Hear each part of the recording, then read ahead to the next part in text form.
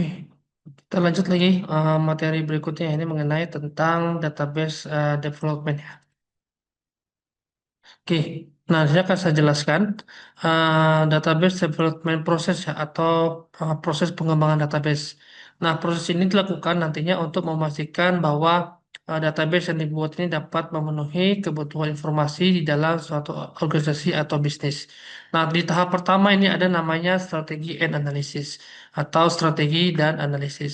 Nah, di tahap ini akan dilakukan analisis kebutuhan informasi bisnis atau yang disebut dengan Business Information Requirement. Yang artinya adalah kita harus memahami ya terlebih dahulu data apa saja yang dibutuhkan oleh organisasi, kemudian bagaimana data tersebut digunakan, lalu eh, serta bagaimana hubungan antar data tersebut. Nah, hasil dari tahap ini biasanya berupa model data konseptual atau conceptual data modeling yang menggambarkan nantinya itu ada struktur data secara umum. Nah, kemudian tahap kedua itu ada namanya desain atau perancangan database.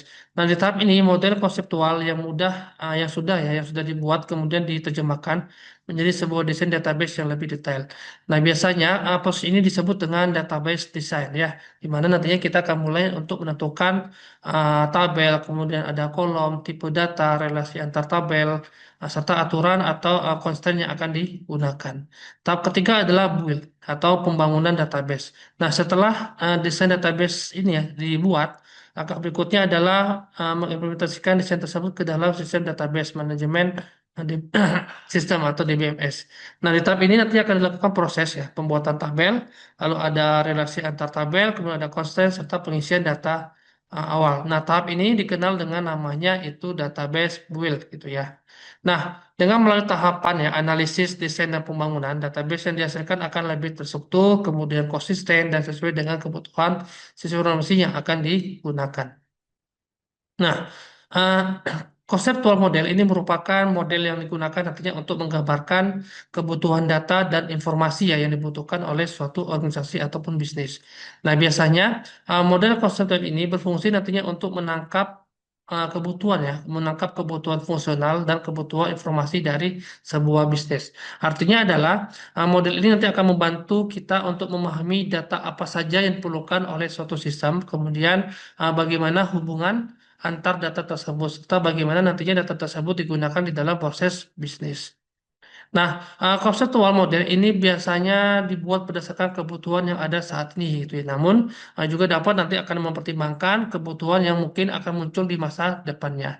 Nah, dengan demikian nantinya model ini dia tidak hanya menggambarkan kondisi ya, kondisi saat ini, tetapi dia juga akan mendukung perkembangan sistem di kemudian hari. Nah, selain itu, konseptual model ini akan lebih berfokus pada kebutuhan bisnis secara konsep ataupun nanti secara ideal, bukan pada bagaimana sistem tersebut akan diimplementasikan secara teknis.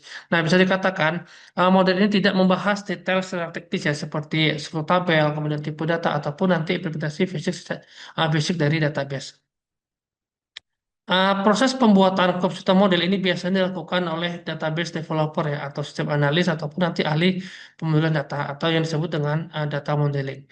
Nah, biasanya ini mereka bekerja sama ya dengan pihak pengguna ataupun nanti organisasi untuk memahami kebutuhan informasi yang akan digunakan di dalam suatu sistem. Nah, konseptual model ini biasa digunakan nanti untuk mengidentifikasi entitas-entitas ya yang penting dalam suatu sistem bisnis. Nah, biasanya entitas ini merupakan suatu objek ya atau hal yang paling penting di dalam organisasi yang nantinya akan menjadi sebuah tabel di dalam database. Contohnya adalah seperti mahasiswa, kemudian dosen, mata kuliah, pelanggan ataupun nanti produk. Ini biasanya tergantung pada kebutuhan sistem yang akan dibangun. Nah, selain untuk mengidentifikasi entitas, konseptual model ini juga akan menjelaskan hubungan atau relasi antar entitas tersebut. Misalnya ada hubungan antara mahasiswa dengan mata kuliah ataupun nanti pelanggan dengan pesanan. Nah, hubungan ini akan membantu nantinya kita untuk memahami bagaimana data ini saling berinteraksi di dalam suatu sistem. Kemudian ini ada beberapa poin ya yang perlu diperhatikan bahwa pada tahap konseptual model ini belum dijelaskan secara detail ya mengenai atribut dari setiap entitas. Nah, atribut ini merupakan suatu informasi yang nantinya yang akan menjadi sebuah kolom atau field di dalam sebuah tabel seperti nama, alamat, atau tanggal lahir. Nah, selain itu juga pada tahap ini juga belum ditentukan juga unique identifier ya, atau itu ya atribut yang nantinya yang akan menjadi primary key di dalam suatu database. Nah, penentuan atribut dan primary key ini biasanya dilakukan pada tahap berikutnya, yaitu pada tahap database design ataupun nanti logical modeling. Nah, di contoh ini seseorang ya meminta kepada si Matt ya untuk membuat sebuah database perpustakaan sederhana yang digunakan nantinya untuk menyimpan informasi ataupun nanti detail buku yang ada di departemen mereka. Nah, permintaan ini merupakan tahap awal dalam proses pengembangan database, yaitu mengidentifikasi kebutuhan informasi yang dibutuhkan oleh organisasi ataupun nanti si pengguna. Kemudian si media akan menjawab bahwa dia akan memulai dengan mengintegrasi entitas, atribut, serta hubungan antar entitas. Nah, langkah ini nantinya merupakan bagian dari proses data modeling, khususnya pada tahap konseptual modeling. Nah, di dalam proses ini nantinya pengembang database akan terlebih dahulu ya untuk menentukan entitas utama, misalnya seperti ada buku, kemudian penulis, penerbit, ataupun nanti anggota perpustakaan itu ya. Nah, setelah itu nantinya mereka akan menentukan atribut dari setiap entitas seperti judul buku, kemudian nama buku, tahun terbit dan sebagainya. Gitu ya. Nah, selain itu ini ya, eh, selain itu juga perlu ditentukan ya hubungan antar entitas, misalnya hubungan antara buku dengan penulis ataupun nanti antara anggota dengan buku yang akan dipinjamnya. Nah, melalui proses modeling ini nantinya pengembang dapat memahami bagaimana sebuah struktur data ya yang diperlukan oleh suatu sistem sebelum database benar-benar dibuat. Hal ini sangat penting nanti agar database yang dibangun ini sesuai dengan kebutuhan si pengguna dan mudah nanti untuk dikembangkan di masa depan. Oke, nah konseptual data model ini biasa digunakan nanti untuk mendokumentasikan entitas-entitas penting di dalam sebuah sistem serta hubungan antara entitas tersebut. Nah, dengan model ini nantinya kita dapat ya memahami bagaimana data tersebut saling berhubungan sebelum database benar-benar dibuat. Dan di contoh ini ditampilkan beberapa model konseptual yang sederhana ya untuk aplikasi perpustakaan. Nah, di dalam model ini ada beberapa entitas utama yaitu ada member, kemudian book, kemudian author dan publish. Nah, entitas member ini akan memperhatikan hubungan perpustakaan yang dapat dia meminjam buku. Lalu ada hubungan antara member dan book ya adalah ini merupakan proses borrow atau peminjaman suatu buku. Nah, di mana nantinya anggota dapat meminjam buku dari perpustakaan gitu ya. Nah, selanjutnya adalah hubungan antara buku dengan si author ya yang menunjukkan bahwa sebuah buku ditulis oleh seorang penulis. Artinya adalah entitas author dia akan menyimpan informasi tentang penulis buku yang ada di dalam suatu sistem. Nah, selain itu juga ada hubungan ya, hubungan antara buku dengan publisher. Nah, hubungan ini akan menunjukkan bahwa sebuah buku ini diterbitkan oleh penerbit tertentu ya, yang dipresentasikan oleh entitas publisher. Nah, melalui konsultan model ini nantinya kita dapat melihat ya bagaimana entitas utama dan hubungan antara entitas di dalam sistem perpustakaan secara lebih jelas gitu ya. Nah, model ini biasanya akan membantu pengembang untuk memahami bagaimana struktur data secara umum sebelum masuk ke tahap perancangan database yang lebih detail. Ya, seperti nanti menentukan atribut, kemudian tipe data, dan pembuatan tabel di dalam database. Nah, eh, logika model ini merupakan suatu pengembangan ya dari konsep model, di mana nanti pada tahap ini struktur data sudah dijelaskan secara lebih detail ya, gitu ya. Nah, logika model ini mencakup semua entitas yang ada di dalam sistem secara serta bagaimana hubungan antar entitas tersebut. Nah, model ini sering disebut sebagai dengan entity ya, entity relationship model atau IRM. Dan biasanya itu digambarkan dalam bentuk IRD gitu ya. Nah, IRD ini digunakan nantinya untuk menggambarkan atau memvisualisasikan bagaimana entitas, kemudian atribut dan hubungan antar data yang saling terhubung di dalam suatu sistem. Nah, pada logika model juga mulai ditentukan atribut dari setiap entitas, yaitu informasi yang nantinya akan menjadi sebuah kolom dalam tabel database. Nah, selain itu juga pada tab ini juga ditentukan ada UID ya atau Unique Identifier ya. Ini nantinya untuk setiap entitas, yaitu atribut yang berfungsi nanti sebagai primary key untuk membedakan setiap data secara unik.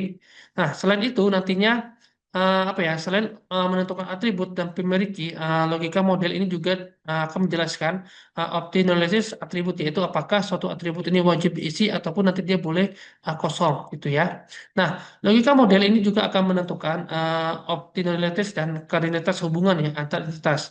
Nah, kardinalitas ini akan menunjukkan berapa banyak hubungan yang dapat terjadi antar entitas. Misalnya itu ada hubungan one to many, kemudian one to many, ataupun nanti bisa many to many.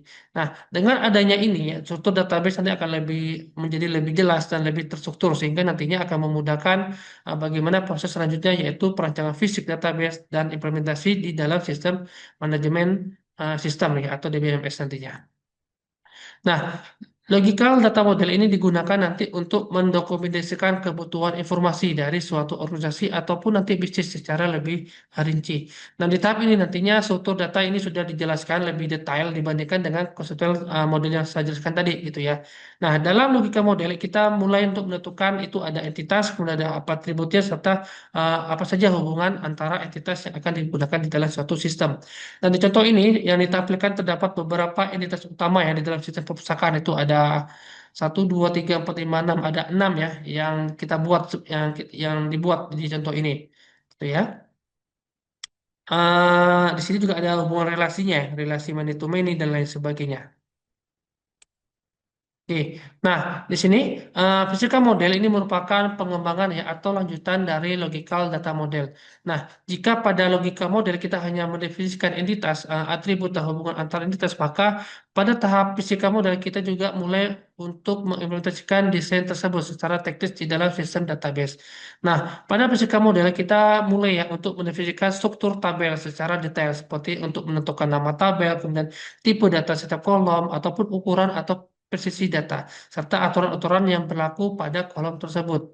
Nah, selain itu, nantinya fisika model juga akan mengidentifikasi berbagai objek database lainnya, seperti ada view, kemudian ada indeks, serta objek database lain, yang nantinya akan mendukung performa dalam pengolahan data. Gitu ya. Nah, fisika model juga akan menjelaskan bagaimana setiap objek database akan diimplementasikan pada sistem database tertentu. Misalnya, kita bisa menggunakan Oracle, kemudian MySQL, ataupun nanti ada proses SQL.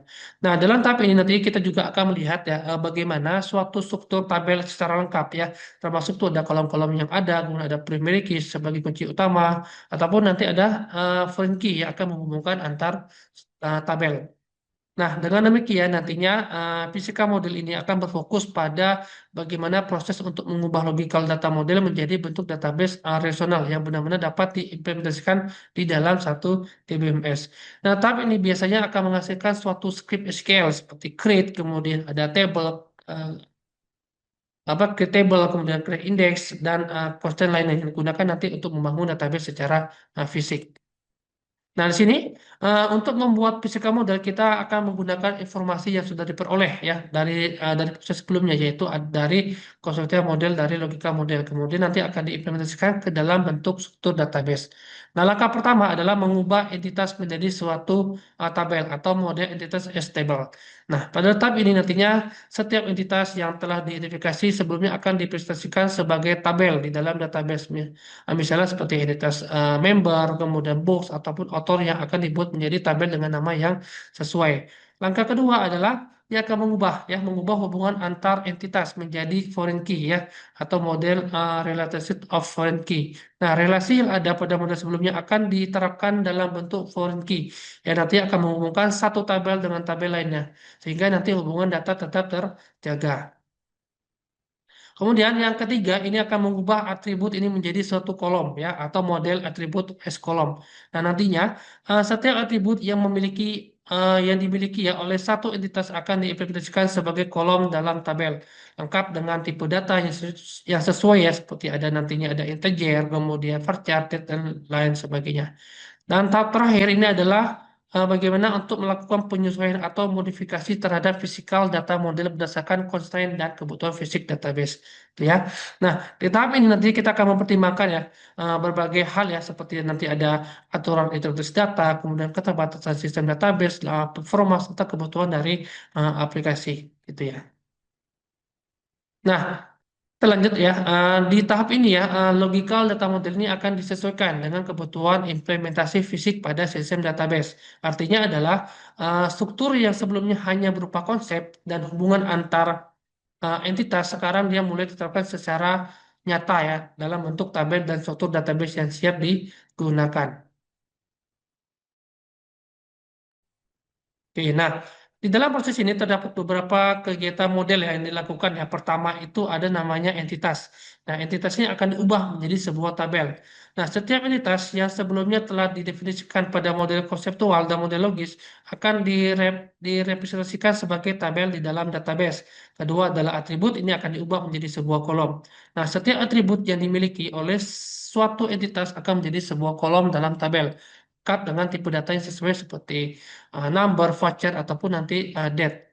Lalu ada yang ketiga itu ada relasi ya atau hubungan antar entitas ini akan diubah menjadi foreign key. Nah, foreign key ini akan digunakan nantinya untuk menghubungkan satu tabel dengan tabel yang lainnya sehingga nantinya relasi antar data tetap terjaga dan konsisten gitu ya. Nah, di contoh diagram di sebelah kanan ini terlihat beberapa tabel yang telah dihasilkan dari proses physical modeling seperti nantinya di sini ada member, box, author, publisher, book author dan book translation itu ya. Nah, nantinya setiap tabel ini akan memiliki masing-masing itu ada primary key sebagai identitas utama ya dan foreign key nantinya untuk menghubungkan antar tabel yang lainnya gitu ya. Nah, dengan demikian nantinya physical model ini merupakan tahap akhir ya di dalam proses perencanaan database di mana nantinya seluruh konsep yang sebelumnya dirancang dalam bentuk model konseptual dan logis akhirnya ini akan diimplementasikan menjadi sebuah suatu database yang nantinya dapat langsung digunakan di dalam sistem manajemen basis data.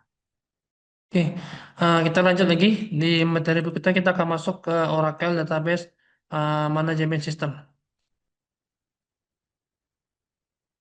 Oke, database ya, Database Management System atau DBMS ini merupakan suatu perangkat lunak yang digunakan nantinya untuk mengelola penyimpanan, kemudian ada pengorganisasian serta pengambilan data di dalam sebuah database. Nah, baik database relasional maupun jenis database yang lainnya. Nah, dengan menggunakan DBMS, pengguna nantinya dapat menyimpan data, kemudian mengolah data serta nanti mengakses data dengan lebih terstruktur dan aman, gitu ya. Nah, DBMS ini memiliki beberapa komponen utama yang nanti akan mendukung pengelolaan database. Nah, komponen pertama itu adalah kernel kode ya. Kernel kode ini merupakan bagian inti ya dari DBMS yang nantinya akan bertugas untuk mengelola memori dan penyimpanan data di dalam sistem database. Nah, karena ini akan memastikan bahwa data dapat disimpan dapat disimpan dan diakses dengan efisien. Yang kedua adalah namanya data eh, apa namanya dictionary ya, yaitu tempat untuk penyimpanan metadata ataupun nanti informasi mengenai suatu database, gitu ya. Nah, data dictionary ini nanti akan berisi informasi seperti ada nama tabel, kemudian nama kolom, tipe data, kemudian ada konsten serta hubungan antar tabel. Dan yang ketiga adalah query language. Nah, ini biasanya bahasa yang digunakan nantinya untuk mengakses dan memanipulasi data di dalam database. Nah, bahasa yang paling umum ya, yang paling banyak digunakan itu adalah perintah SQL. Ya, karena yang memungkinkan pengguna nanti untuk melakukan berbagai macam operasi seperti nantinya kita bisa mengambil data, kemudian menambah data, ataupun nanti untuk menghapus data. Nah, secara keseluruhan DBMS ini terdiri dari tiga elemen utama yaitu ada memory and storage management, kemudian ada data dictionary dan query language ya. Ketiga kemudian ini nanti akan bekerja sama ya untuk memastikan bahwa data tersebut dapat disimpan, kemudian dikelola dan diakses secara efektif dalam sebuah sistem database. Nah, apa saja fungsi utama dari Oracle DBMS? Nah, fungsi pertama adalah ini ada namanya data directory management ya. Fungsi ini nantinya akan bertugas untuk menyimpan definisi elemen ya, data serta hubungan antar data di dalam suatu database. Nah, data directory ini nanti akan berisi sebuah metadata yaitu informasi mengenai struktur database seperti itu ada nama tabel, kemudian kolom, tipe data serta relasi antar tabel. Nah, dengan adanya data direktur ini, nantinya sistem dapat mengetahui bagaimana data akan diorganisasikan dan saling berhubungan, gitu ya. Lalu yang kedua adalah data storage management. Nah, fungsi ini akan bertanggung jawab nanti untuk mengatur, kemudian menyimpan data secara efisien, gitu ya. Nah, DBMS ini akan memastikan bahwa proses penyimpanan dan pengambilan data dapat dilakukan dengan cepat dan optimal, terutama dalam hal kecepatan akses terhadap media penyimpanan. Fungsi ketiga adalah ini namanya data transformation and presentation. Nah, ini biasanya DBMS ini akan mengubah ya atau menyesuaikan data yang dimasukkan oleh pengguna agar sesuai dengan struktur data yang telah ditentukan di dalam database. Nah, dengan demikian nantinya data ini dapat disimpan, dia tetap konsisten dengan aturan dan definisi yang ada. Yang terakhir adalah ada security management. Nah, fungsi ini nanti akan berkaitan dengan pengelolaan keamanan data dan pengaturan hak akses si pengguna. Nah, DBMS ini akan memastikan bahwa hanya si pengguna ya yang memiliki izin yang dapat mengakses atau memodifikasi data tertentu, sehingga nantinya privasi dan keamanan data dapat terjaga dengan baik. Kemudian ada multi user access control. Ini nantinya akan berfungsi untuk ini ya, memungkinkan nantinya banyak pengguna untuk mengakses database secara bersamaan, nah, tanpa dia akan mengganggu sebuah integrasi data. Nah, biasanya DBMS dia akan mengatur proses akses data ya, sehingga nantinya ketika beberapa pengguna melakukan operasi pada data yang sama, maka sistem dia akan tetap menjaga konsistensi dan tidak terjadi suatu konflik data. Lalu ada backup and recovery management. Nah, ini berfungsi nantinya atau berperan dalam melakukan pencadangan data serta nanti untuk pemulihan database ketika terjadi kegagalan sistem. Seperti nanti bisa terjadi kerusakan perangkat keras, kemudian ada kesalahan sistem ataupun nanti kehilangan data. Itu ya. Nah, dengan adanya mekanisme backup dan recovery, maka data dapat dipulihkan sehingga risiko untuk kehilangan data itu dapat diminimalkan. Lalu ada data integrity management. Nah, ini biasanya nantinya untuk ini ya, bertujuan untuk menjaga konsistensi dan kekuatan data dalam database. Nah, di DBMS nantinya akan memastikan bahwa data yang disimpan ini akan mengikuti aturan tertentu ya, sehingga nantinya akan mengurangi redundansi data dan menjaga untuk integrasi informasi.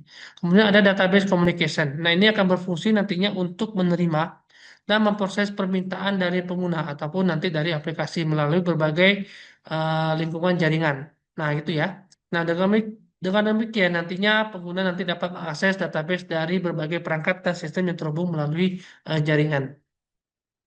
Nah, lalu di sini ada arsitektur Oracle Database ya. Ini menggambarkan bagaimana sistem database Oracle ini dibangun serta komponen-komponen apa saja yang bekerja di dalamnya. Nah, pada dasarnya adalah sebuah Oracle Database ini terdiri dari beberapa elemen utama ya, yang nantinya akan saling berinteraksi untuk mengolah data. Nah, salah satu komponen utama ya dalam arsitektur ini adalah perangkat lunak Oracle yang terinstal nanti pada server ya. Nah, software Oracle ini nantinya akan berfungsi sebagai suatu database manajemen ya atau DBMS yang nantinya akan mengolah seluruh proses database itu mulai dari penyimpanan data, kemudian pengolahan data hingga nanti ada pengamanan data. Nah, server yang menjalankan software Oracle ini nanti akan bertugas untuk memproses permintaan dari si pengguna atau dari si aplikasi, kemudian menjalankan query serta nanti akan mengatur bagaimana akses terhadap database. Nah, dengan adanya software Oracle pada server nantinya si pengguna dia dapat ya untuk mengatur database melalui jaringan menggunakan aplikasi ataupun tools tertentu nantinya. Nah, pada versi ini yang ditampilkan di sini ada Oracle Database 9C ya. Sistem ini merupakan salah satu versi Oracle yang paling banyak digunakan di dalam lingkungan enterprise ya karena dia memiliki stabilitas, keamanan dan performa yang cukup tinggi. Nah, sebuah Oracle ini sebuah Oracle database ya tidak hanya berdiri dari software Oracle yang berjalan pada server, tetapi dia juga berdiri atau terdiri dari sekumpulan file fisik yang tersimpan di dalam media penyimpanan seperti hard disk ataupun nanti storage server. Nah, file-file fisik ini nantinya yang akan berfungsi untuk menyimpan seluruh data pengguna serta metadata yang berkaitan dengan database gitu ya. Nah, data pengguna adalah data yang dimasukkan oleh aplikasi ataupun si pengguna, seperti ada data transaksi, kemudian data pelanggan, ataupun nanti data yang lainnya disimpan di dalam suatu tabel. Sedangkan untuk metadata, ini merupakan suatu informasi yang akan menjelaskan bagaimana suatu struktur database itu sendiri, seperti definisi tabel, kolom, tipe data, relasi antar tabel, kemudian indeks dan constraint. Nah, metadata ini biasanya disimpan di dalam data dictionary ya, yang dikelola oleh sistem database. Nah, file fisik dalam Oracle Database ini dapat terdiri dari beberapa jenis. Seperti itu ada nantinya data file ya, yang nanti akan menyimpan data tabel, kemudian control file yang nanti akan menyimpan informasi struktur database, ya, serta nanti ada redo logs file yang mencatat aktivitas perubahan data. Nah, kemudian selain terdiri dari software Oracle yang berjalan pada server dan file fisik yang menyimpan data fisik, Oracle Database juga dia memiliki beberapa database objek ya yang nanti akan memiliki atau yang dimiliki ya oleh si pengguna tertentu dan nantinya akan disimpan di dalam skema ya. Nah, database objek ini merupakan objek-objek yang digunakan nantinya untuk menyimpan dan mengelola data dalam database. Contohnya seperti tabel, kemudian view, index, sequence, dan prosedur, dan trigger. Nah, objek-objek ini nantinya akan digunakan oleh aplikasi maupun si pengguna ya untuk melakukan berbagai operasi terhadap data yang dimilikinya. Nah, objek database tersebut dimiliki ya oleh user tertentu di dalam database.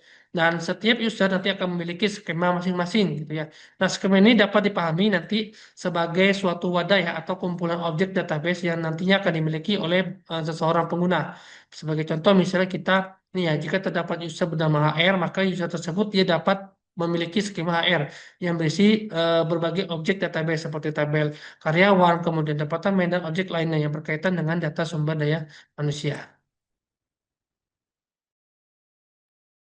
Kemudian yang keempat ya. Nah, Oracle Database ini terdiri dari beberapa elemen utama. Salah satunya adalah Oracle Instance. Nah, Oracle Instance ini merupakan sekumpulan proses yang berjalan di memori serta area memori yang digunakan nanti yang digunakan oleh Oracle untuk menjalankan dan mengelola database. Nah, secara keseluruhan Oracle Instance ini terdiri dari dua komponen utama yaitu ada background proses dan memory areas. Nah, komponen pertama ini adalah ini merupakan background ya, background proses yang merupakan proses-proses yang berjalan di belakang layar ya, yang nanti bertugas untuk mengelola berbagai aktivitas database secara otomatis seperti nantinya untuk menulis data ke disk, kemudian mengelola transaksi, melakukan pemulihan data serta nanti menjaga konsistensi dari database. Lalu yang kedua ini ada memory areas. Nah ini biasanya area memori yang digunakan Oracle nanti untuk menyimpan data sementara serta informasi yang sedang diproses oleh database. Nah, area memori ini membantu meningkatkan performa sistem karena nanti data dapat diakses lebih cepat dan memori dibandingkan dengan daripada kita menyimpan dari hard disk gitu ya. Oke, kita lanjut lagi ya di poin kelima ya. Nah, selain Oracle Instannet, ini terdiri dari background process dan memory area.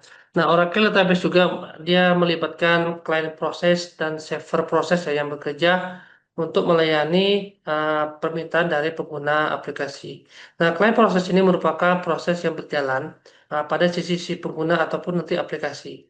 Nah, pos ini nanti akan bertugas untuk mengirimkan permintaan atau query ke dalam database. Nah, misalnya ketika si pengguna menjalankan perintah SQL untuk mengambil atau nanti memodifikasi data, ya. Nah, kemudian permintaan tersebut dia akan diterima dan diproses oleh server proses yang berjalan pada server database, itu ya. Nah, server proses ini akan bertanggung jawab untuk memproses query yang dikirimkan oleh sebuah klien, lalu dia akan mengambil data yang dibutuhkan dari dalam database serta nanti akan mengirimkan kembali hasilnya kepada si klien gitu ya. Nah, dengan adanya mekanisme ini nantinya pengguna dapat berinteraksi dengan database melalui aplikasi ataupun nanti ada tool tertentu seperti SQL Developer ataupun nanti ada aplikasi berbasis web. Nah, sementara untuk proses pengolahan data ini akan dilakukan oleh server database. Nah, kerjasama antara client process dan server process ini akan memungkinkan Oracle Database untuk melayani banyak pengguna sekaligus secara efisien dan terstruktur gitu ya. Selain terdapat Oracle Instance, maka selain terdapat Oracle Instance serta client server process, terdapat juga yang namanya disebut Oracle Net gitu ya. Nah, Oracle Net ini yang berfungsi ya sebagai lapisan komunikasi jaringan. Nah, Oracle Net ini adalah merupakan software layer ya, yang akan memungkinkan aplikasi klien dan database Oracle ini untuk berkomunikasi melalui sebuah jaringan. Nah, bisa dikatakan Oracle Net ini akan menjadi penghubung antara aplikasi pengguna dengan server database, terutama ketika database diakses dari komputer yang berbeda melalui sebuah jaringan. Nah, sebagai contoh, ketika seorang pengguna ya menjalankan aplikasi yang terhubung ke dalam database Oracle dari komputer klien, maka aplikasi tersebut akan mengirimkan permintaan melalui Oracle Net ke server database. Selanjutnya, server akan memproses ya, permintaan tersebut dan mengirimkan hasilnya kembali ke klien melalui jalur komunikasi yang sama. Itu ya. Nah, dengan adanya Oracle Net, maka si pengguna dapat mengakses database secara remote atau melalui suatu jaringan. Itu ya. Jadi dia tidak harus berada pada komputer yang sama dengan server database. Nah, hal ini sangat penting nantinya di dalam lingkungan sistem informasi modern yang biasanya melibatkan itu ada banyak pengguna, kemudian ada banyak aplikasi dan server yang saling terhubung melalui sebuah jaringan. Nah, untuk memulai menjalankan sebuah database Oracle, ini terdapat ada 4 jenis file utama yang harus tersedia. Nah, yang pertama itu ada data file. Nah, ini merupakan file yang digunakan nantinya untuk menyimpan data utama di dalam database. Seperti nanti ada tabel, kemudian ada index, lalu ada objek database yang lainnya. Nah, semua data ini yang dimasukkan oleh si pengguna akan ditampilkan secara permanen di dalam data file ya.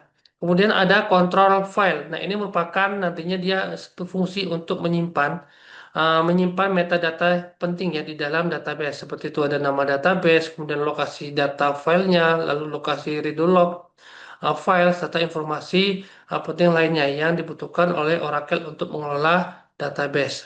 Ketiga adalah online redo logs file. Nah, ini merupakan nantinya ya berguna nanti untuk mencatat semua perubahan transaksi yang terjadi pada database. Nah, catatan ini sangat penting nantinya untuk proses recovery ya apabila terjadi kegagalan sistem eh, seperti listrik mati ataupun crash pada server.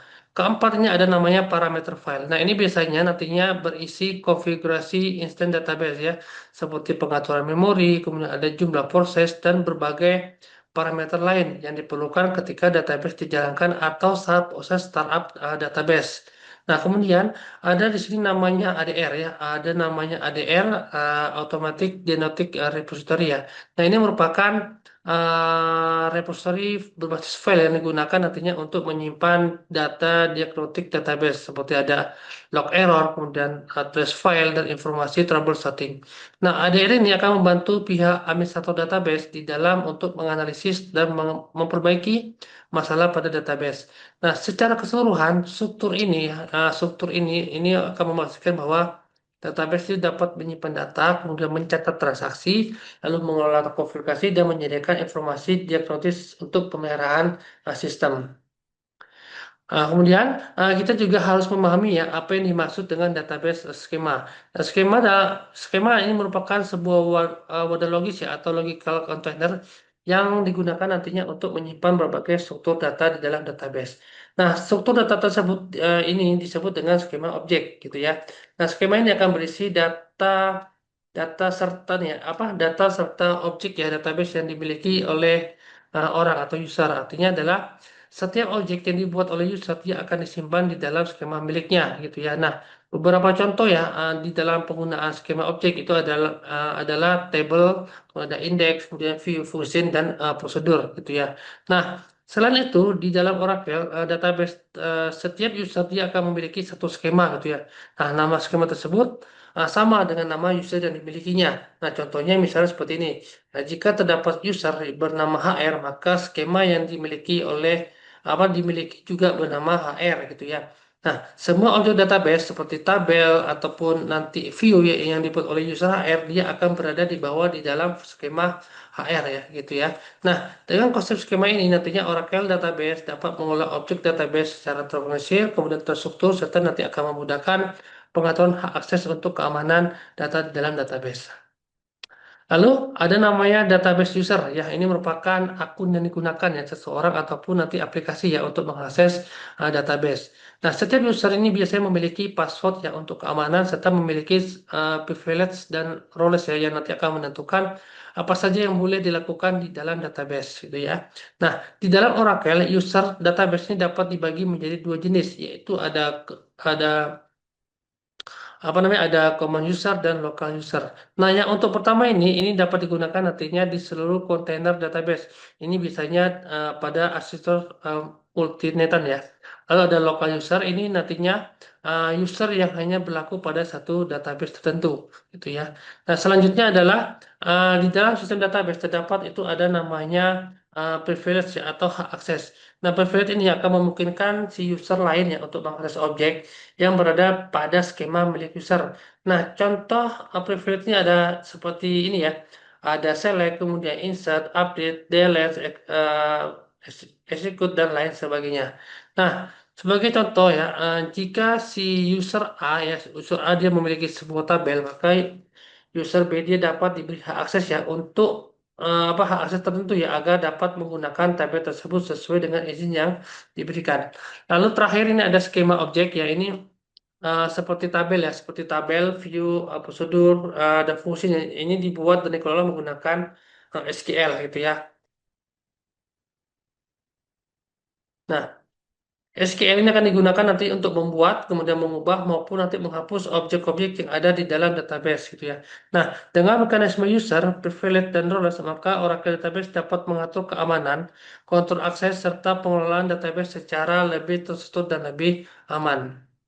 Nah, Oracle Instant ini merupakan komponen yang terdiri dari background process dan area memori yang bekerja sama untuk menjalankan dan mengelola database.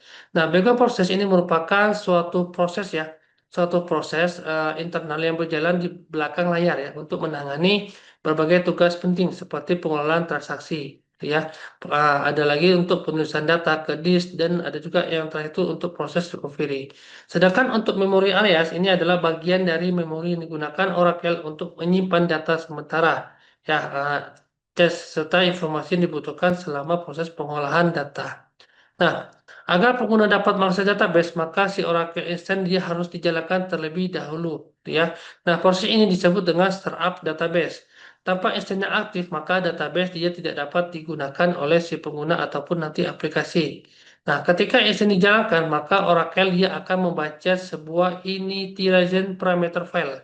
Nah, file ini akan berisi berbagai parameter konfigurasi yang nanti akan menentukan bagaimana proses instant akan berjalan. Misalnya, untuk pengaturan memori, kemudian ada juga proses dan konfigurasi lainnya. Setelah file parameter dibaca, Oracle akan mengalokasikan area memori yang dibutuhkan dan menjalankan berbagai background proses yang diperlukan. Gitu. Kemudian ini hampir ini ya yang saya jelaskan sebelumnya. Nah, Oracle Instant ini terdiri dari dua komponen yaitu ada memori area dan memori background ya.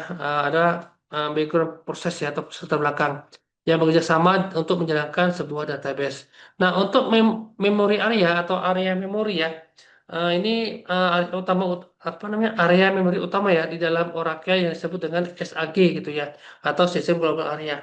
Nah, SAG ini merupakan memori yang digunakan bersama ya oleh seluruh proses database. Nantinya akan beberapa komponen penting ya di dalam SAG ini ada namanya REPL ya. Nah, ini bisa digunakan nanti untuk menyimpan SQL yang sudah diproses serta dimodifikasi metadata dari database seperti data apa, dictionary. Lalu ada namanya database buffer checks ya. Oke, nah. Yang ini ya. Nah, buffer ini nantinya akan menyimpan data yang sering diakses agar proses pembacaan data dari di situ akan menjadi lebih cepat. Lalu ada redo log buffer. Nah, ini akan menyimpan sementara perubahan transaksi sebelum ditulis ke redo log file disk. Lalu ada SQA. Ini terdapat juga ada PGA ya atau program global area yang nanti akan merupakan memori khusus ya untuk setiap proses server yang sedang menjalankan perintah query.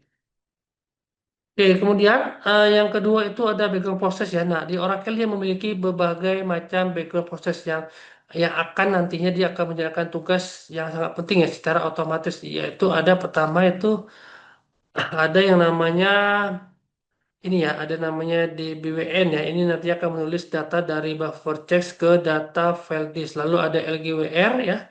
LGWR ini akan menulis perubahan transaksi dari read log buffer ke read log file. Lalu ada CKPT ya. Nah, ini akan mengatur nantinya untuk membantu sinkronasi data antara memori dan disk. Lalu ada Simon ya. Nah, nanti Simon ini nanti dia akan ini ya melakukan recovery ya database jika terjadi kegagalan satu sistem. Lalu ada PPOM ya. Ini nantinya akan menghubungkan atau membersihkan ya proses yang gagal dan mengolah resource yang digunakan oleh proses tersebut. Lalu ada hubungan dengan client proses. Nah, pengguna nantinya ataupun aplikasi yang mengakses database melalui client proses, permintaan dari klien dia akan diproses oleh server proses. Kemudian server proses akan berinteraksi dengan memori dan file database untuk mengambil atau memproses suatu data.